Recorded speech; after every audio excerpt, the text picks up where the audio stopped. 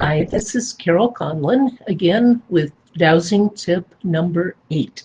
Today we're going to talk about using a pendulum for decision making. And there are 4 major ways you can use your pendulum. The first and most common is strictly asking yes and no answers. And you've got your answer. The second way is to look for percentages of something, because most of the world is not black and white. And so we have different percentages of good, bad, of harm or not harm, right or wrong. And so using the pendulum is a good way to figure it out. And I've shown you this little chart we made about 3 tips ago. It has percentages, 0 or 1 through 10, and a yes, no, and a neutral line.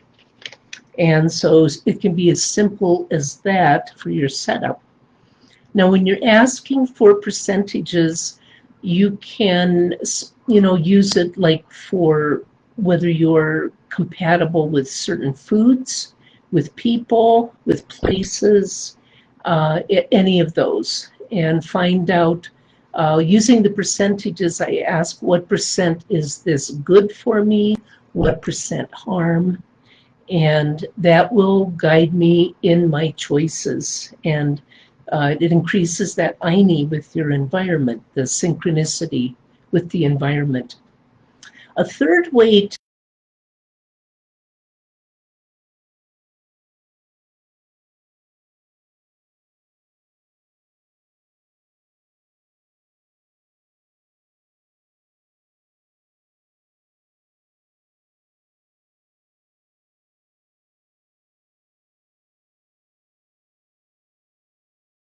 it stays on neutral, everything is compatible, balanced between you and that whatever you're testing. If, however, it isn't, like I can put myself on neutral, add in, say, coffee, and yay, I'm good for the coffee. If I add in sugar, table sugar, it goes way, way off balance. And the reason is that table sugar is not good for a person. And so very quickly, I can go down the list. If I have a list of cheese, I can go bump, bump, bump, bump, bump, and find out yes, no, yes, no. And it makes it a very quick way to make some choices.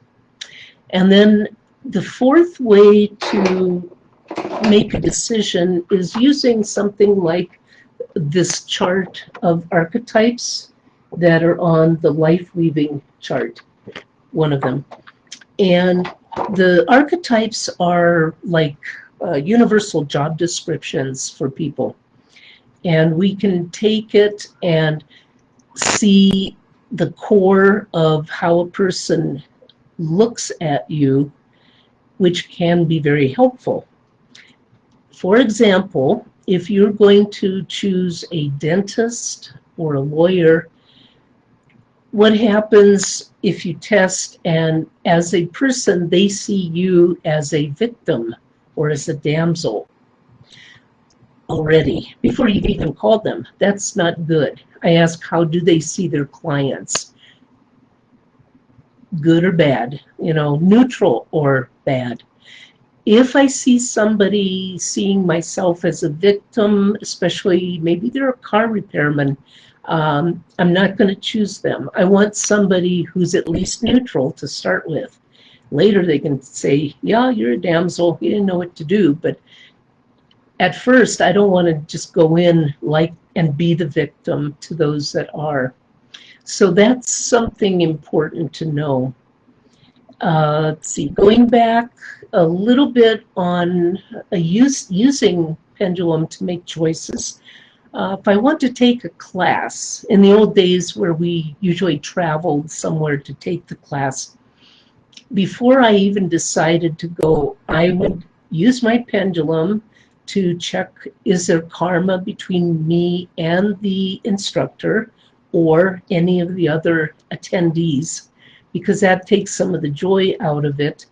And I can also clear those before I go to make the class more enjoyable while I'm there. The other thing I want to know is what percent new things will I learn with this class, and what percent is it being correctly presented, and what percent is it